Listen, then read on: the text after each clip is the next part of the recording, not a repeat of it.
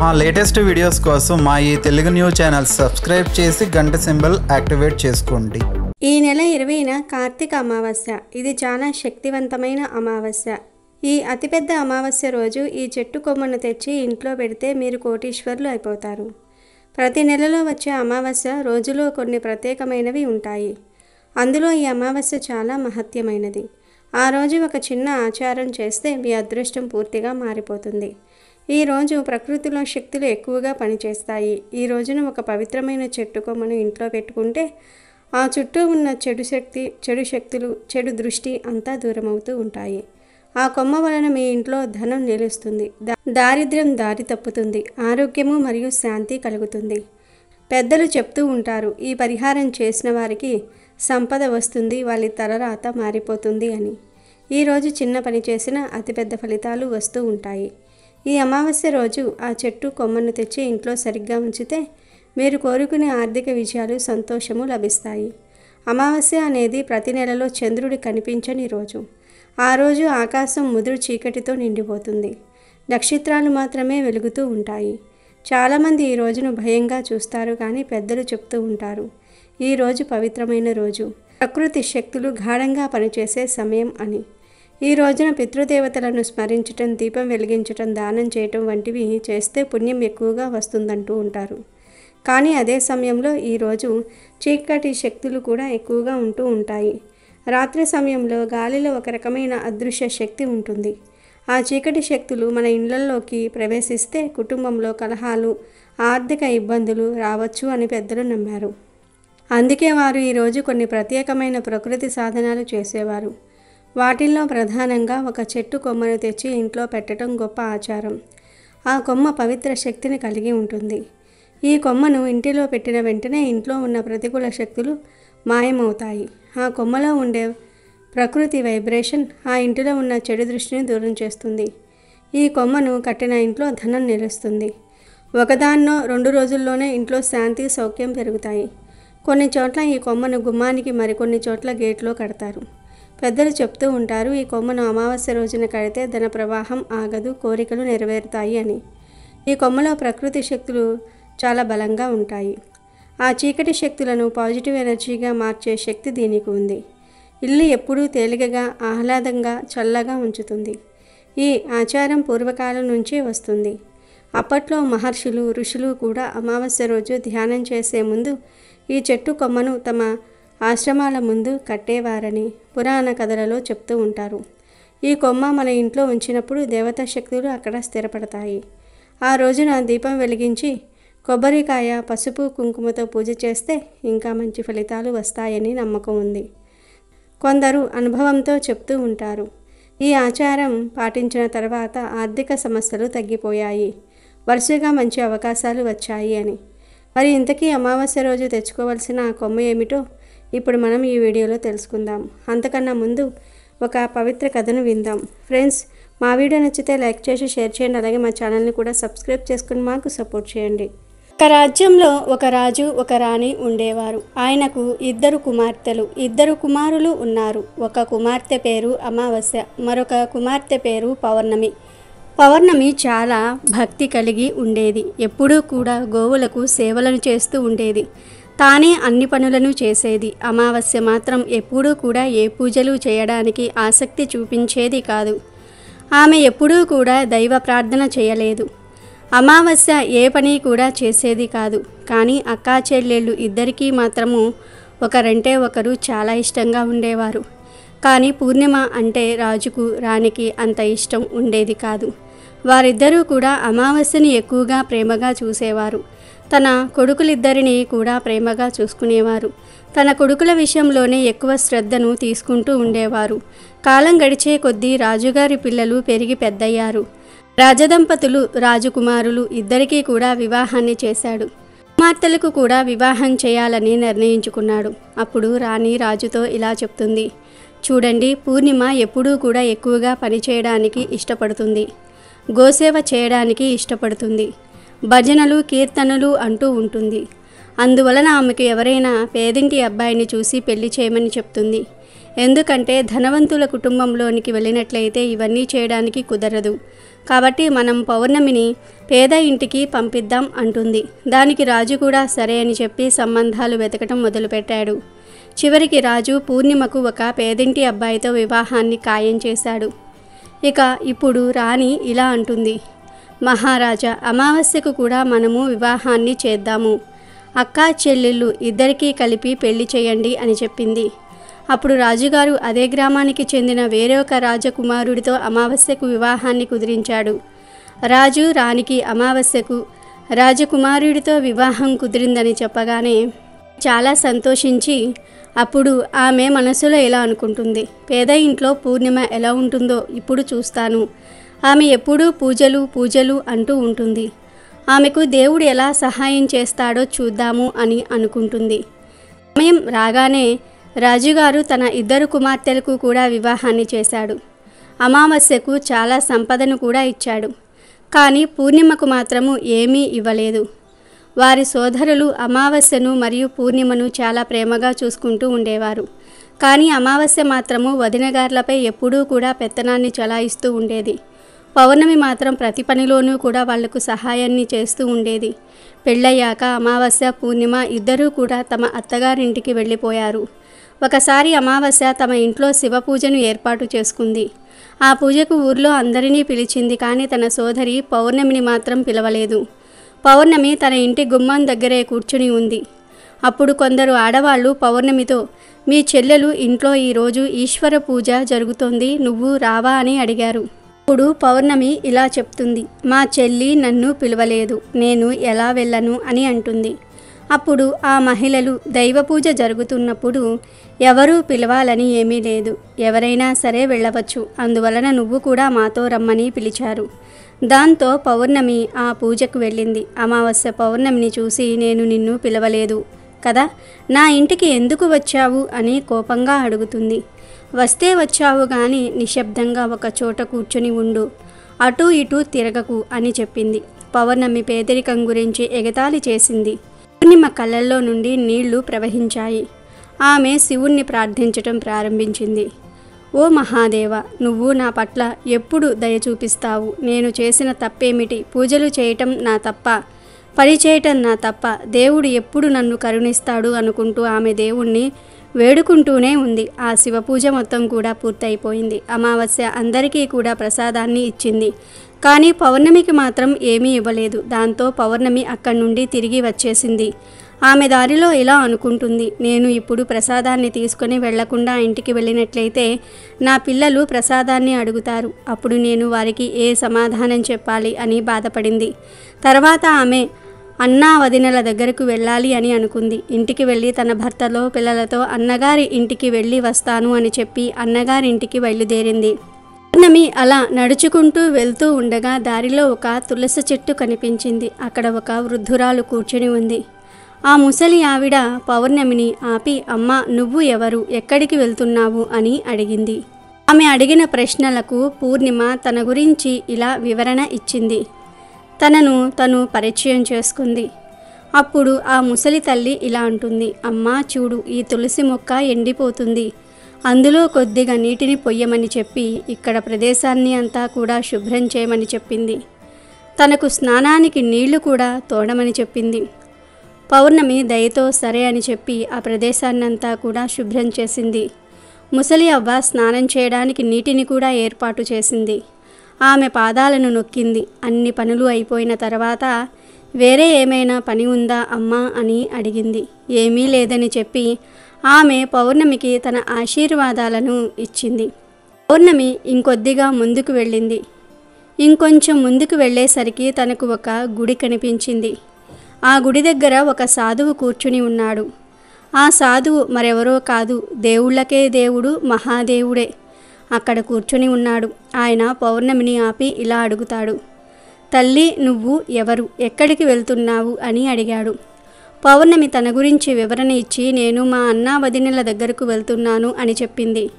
అప్పుడు ఆ ముసలి బాబా వేషంలో ఉన్న పరమేశ్వరుడు, తల్లి, ఈ గుడిని కొద్దిగా శుభ్రం చేస్తావా అని అడిగాడు. దానికి పౌర్ణమి సరే చేస్తాను అని చెప్పి ఆ గుడిని శుభ్రం చేసింది. ఇంకా ఆ సాధువుకు కూడా సేవలు చేసింది. అప్పుడు పరమేశ్వరుడు రూపంలో ఉన్న ఆ సాధువు పౌర్ణమికి ఆశీర్వాదాలు ఇచ్చారు. ఆమె ఇంకొద్దిగా ముందుకు వెళ్ళింది. ఇంకొంచెం ముందుకు వెళ్ళేసరికి అక్కడ కాళీమాత ఆలయం కనిపించింది. తను ఆ కాళీమాత గుడి దగ్గరకు వెళ్ళేసరికి అక్కడ ఒక ముసలి అవ్వ కనిపించింది. ఆమె పౌర్ణమిని పిలిచి, చూడమ్మా, ప్రతి ఒక్కరూ కూడా గుడికి వస్తున్నారు, వెళ్ళిపోతూ ఉన్నారు, కానీ ఎవ్వరూ ఈ గుడిని శుభ్రం చేయటం లేదు. చూడు ఎంత మురికిగా ఉందో, కాస్త ఈ గుడిని శుభ్రం చేస్తావా అని అడిగింది. దానికి పౌర్ణమి సరే అమ్మా, అలాగే చేస్తాను అని చెప్పి తన గుడిని మొత్తం కూడా శుభ్రం చేసింది. శుభ్రం చేసి కాళీమాతకు పూజలు చేసుకుంది. పూజలు చేసుకుని ఆమె మళ్ళీ బయలుదేరింది. ఇంకొద్దిగా ముందుకు వెళ్ళేసరికి ఒక నది వచ్చింది. ఆ నది దగ్గర ఒక ముసలి అవ్వ కూర్చుని ఉంది. ఆ ముసలి అవ్వ రూపంలో ఉన్నది మరెవరో కాదు, ఆమె గంగామాత. గంగామాత పౌర్ణమితో ఇలా చెప్తోంది, చూడు తల్లి, ప్రతి ఒక్కరూ కూడా ఈ నదిలోనికి దిగి స్నానం చేస్తున్నారు, వెళ్ళిపోతూ ఉన్నారు. ఇక్కడ అంతా కూడా చాలా మురికిగా ఉంది.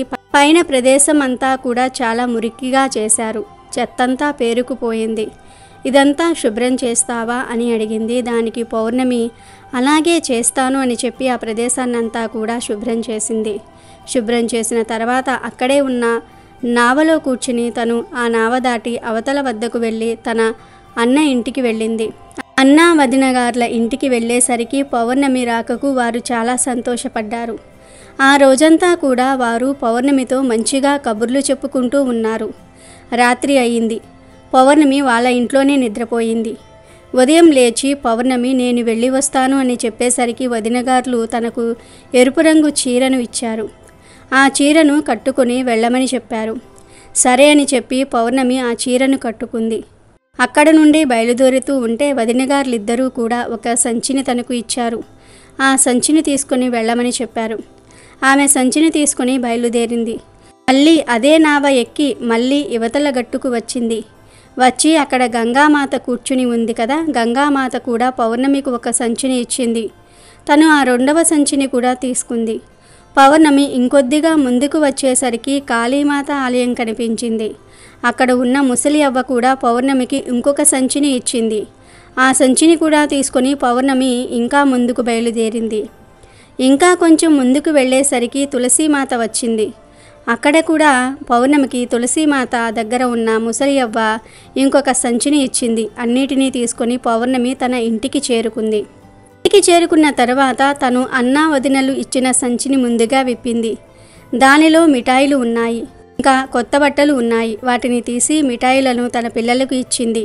కొత్త బట్టలను తన పిల్లలకు ఇచ్చింది. తర్వాత గంగామాత ఇచ్చిన సంచిని తెరిచింది. ఆ సంచి నిండా కూడా బంగారంతో నిండి ఉంది. అది చూసి పౌర్ణమి చాలా ఆశ్చర్యపోయింది. తర్వాత ఆమె కాళీమాత దగ్గర ఉన్న అవ్వ ఇచ్చిన సంచిని తెరిచేసరికి అది కూడా ధనధాన్యాలతో నిండి ఉంది. తర్వాత పరమేశ్వరుడు ఇచ్చిన సంచిని, తులసిమాత ఇచ్చిన సంచిని తీసేసరికి వాటన్నిటి నిండా కూడా ధనధాన్యాలు ఉన్నాయి. పౌర్ణమి చాలా సంతోషపడింది. తన పేదరికం పోయిందని ఎంతో ఆనందించింది. ఇప్పుడు తన ఇంట్లో ఎటువంటి లోటు కూడా లేదు. తను చాలా సంతోషంగా జీవిస్తోంది. కొన్ని రోజులు గడిచిన తర్వాత పౌర్ణమి ఇంట్లో శివపూజను ఏర్పాటు చేసుకోవాలి అని అనుకుంది. అనుకున్నదే తడవుగా తను శివపూజను ఏర్పాటు చేసుకుంది. ఏర్పాటు చేసుకుని అమావాస్యను కూడా తన ఇంటికి పిలిచింది. అప్పుడు ఊళ్ళోని ఆడవాళ్ళందరూ కూడా శివపూజలో పాల్గొనడానికి వచ్చారు. అమావాస్య కూడా వచ్చింది. అమావాస్య పౌర్ణమిని చూసి, నీకు ఇంత ధనం ఎలా వచ్చింది అని అడిగింది. అప్పుడు పౌర్ణమి, నేను మీ ఇంటికి వచ్చినప్పుడు నువ్వు ప్రసాదాన్ని ఇవ్వలేదు. నేను అదే బెంగలో అన్నా వదినల దగ్గరకు వెళ్దామని బయలుదేరాను అని జరిగిన విషయాన్నంతా కూడా అమావాస్యకు చెప్పింది. అప్పుడు అమావాస్య పౌర్ణమితో, నువ్వు నాకు కూడా ప్రసాదాన్ని ఇవ్వకు, నేను కూడా అలానే వెళతాను అని చెప్పింది. కానీ పౌర్ణమి మాత్రం, నేను ప్రసాదాన్ని ఎందుకు ఇవ్వకుండా ఉంటాను? ప్రసాదము అందరికీ పంచాలి, అందువలన నేను ప్రసాదాన్ని అందరికీ పెడతాను అని చెప్పింది. కానీ అమావాస్య వినకుండా ఆ ప్రసాదాన్ని తీసుకోకుండానే తను బయలుదేరింది. అమావాస్య బయలుదేరిన తర్వాత తనకు మొదటిగా తులసి చెట్టు వద్ద ఉన్న ముసలి అవ్వ కనిపించింది. ఆ అవ్వ అమావాస్యతో ఇలా అంటుంది, అమ్మాయి, తులసి చెట్టుకు చాలా రోజుల నుండి నీళ్లు లేవు. ఆ ప్రదేశం అంతా కూడా చాలా మురికిగా ఉంది. నువ్వు శుభ్రం చేస్తావా అని అడిగింది. దానికి అమావాస్య, ఓ అవ్వ, ఏం మాట్లాడుతున్నావు? నన్ను చూశావా నువ్వు? నేను ఈ పనులన్నీ చేసినట్లయితే నా బట్టలన్నీ కూడా మురికి అయిపోతాయి. అందువలన నేను అవేమీ చెయ్యను అని చెప్పి తను అక్కడి నుండి ముందుకు వెళ్ళిపోయింది. ముందుకు వెళ్ళేసరికి తనకు పరమేశ్వరుడు కనిపించాడు. సాధువు రూపంలో ఉన్న పరమేశ్వరుడు గుడిని శుభ్రం చేయమని అడిగితే అదే సమాధాన్ని చెప్పింది అమావాస్య. తను కాళీమాతకు, గంగామాతకు అందరికీ కూడా అదే సమాధాన్ని చెప్పింది. చెప్పి తన నావను దాటి తన అన్నా వదినెల ఇంటికి వెళ్ళింది.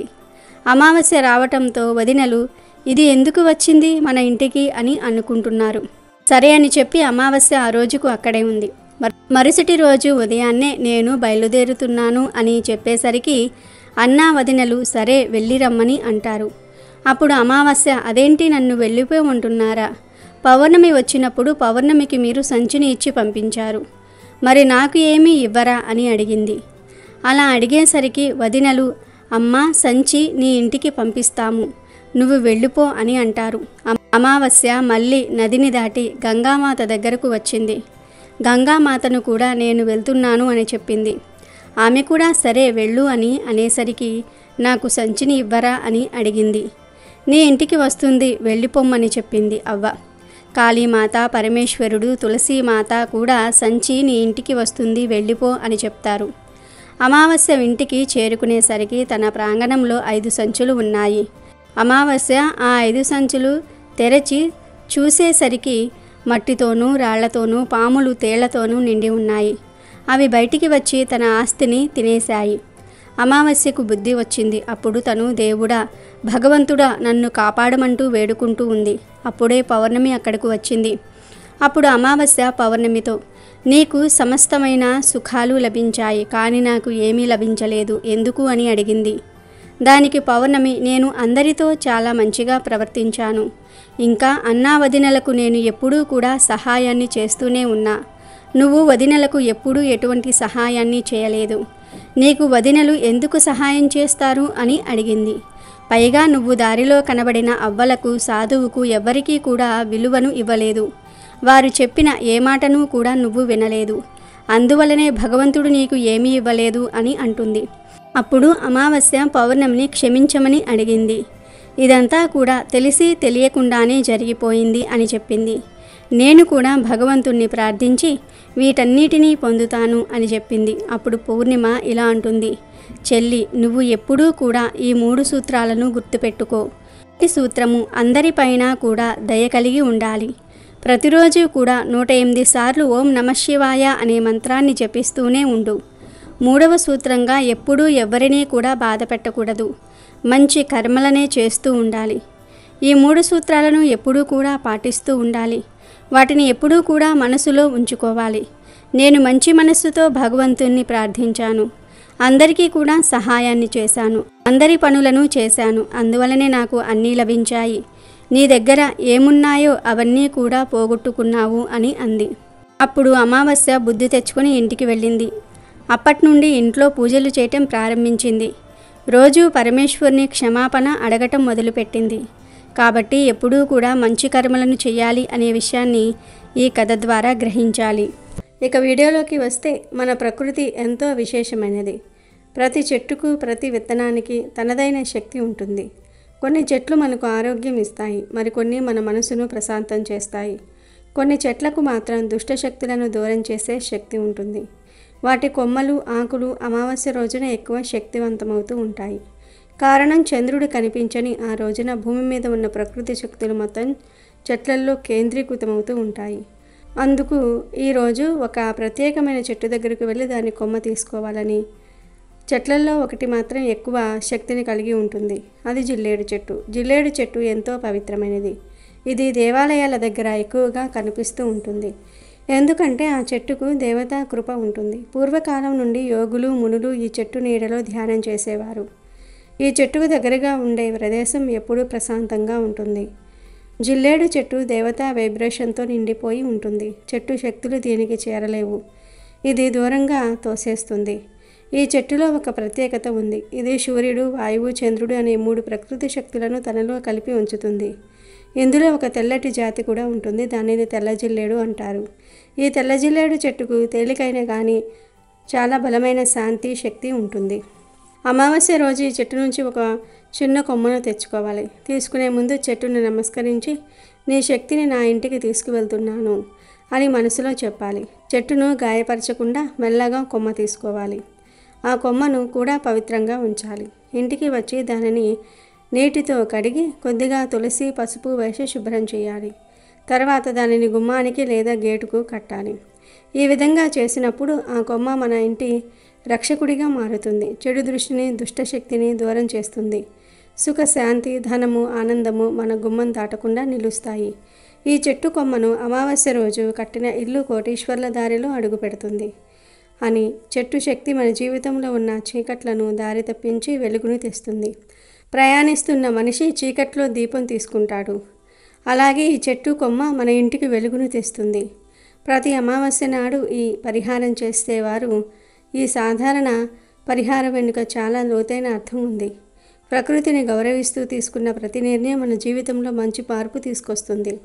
అమావాస్య రోజు తెల్ల జిల్లేడు కొమ్మను కట్టడం అనేది ఒక చిన్న పనిలా కనిపించినా దాని ఫలితం చాలా గొప్పది. ఇది దేవతా అనుగ్రహానికి ద్వారం, ధన సంపత్తికి దారి. ఈరోజు ప్రకృతి శక్తులు కూడి ఉంటాయి కాబట్టి ఆ శక్తిని మన ఇంటికి తీసుకురావటం ద్వారా మన భవిష్యత్తు బాగు అవుతుంది. కాబట్టి ఈ అమావాస్య రోజున ఈ తెల్ల కొమ్మను ఇంటి గేటుకు లేదా గుమ్మానికి కట్టి సాయంత్రం దీపం వెలిగించండి. ఆ క్షణం నుండి మీ ఇల్లు దేవతల కాపాడే స్థలంగా మారుతుంది. ధనం శాంతి సుఖం మీ అడుగడుగునా చేరుతుంది. ఈ చెట్టు కొమ్మను అమావాస్య రోజున కట్టిన తర్వాత అది మన ఇంటిని కాపాడుతూ ఉంటుంది. కాలం గడిచే కొద్దీ ఆ కొమ్మ ఎండిపోతుంది. అప్పుడు దాన్ని తీసేసి ఎక్కడ పడితే అక్కడ వేయకూడదు. ఆ కొమ్మ పవిత్రమైనది కాబట్టి దాన్ని గౌరవంగా తీసి నీటిలో పడేయాలి. దగ్గరలో ఉన్న బావి లేదా కాలువలలో వేస్తే మంచిది. అలా నీటిలో వదిలేస్తే ఆ శక్తి తిరిగి ప్రకృతిలో కలుస్తుంది. ఆ తర్వాత తలస్నానం చేయాలి. ఎందుకంటే ఆ శక్తి మన మీద మిగిలి ఉండకుండా శుద్ధి కావడానికి ఇది అవసరం. తలస్నానం చేసిన వెంటనే దేవుడి పూజ చేయాలి. ఈ విధంగా చేస్తే సంపూర్ణ ఫలితం లభిస్తుంది. ఇది ఆచారం మాత్రమే కాదు, మన జీవనం నుండి చెడు శక్తులను దూరం చేసి కొత్త శివశక్తిని ఆహ్వానించే సాధనము. అమావాస్య రోజు ఈ విధంగా చెట్టు కొమ్మను ఉపయోగించి చివరిలో పరిహారం ఇప్పుడు మనం చెప్పుకున్నట్లుగా జాగ్రత్తగా ముగిస్తే ఆ ఇంట్లో ఐశ్వర్యము శాంతి సంతోషము ఎప్పటికీ నిలుస్తాయి. అమెజాన్లో బెస్ట్ డిస్కౌంట్స్ కోసం వీడియో డిస్క్రిప్షన్లో లింకు ఉంది చూడండి. అలాగే మా టెలిగ్రామ్ ఛానల్ సబ్స్క్రైబ్ చేసుకోండి.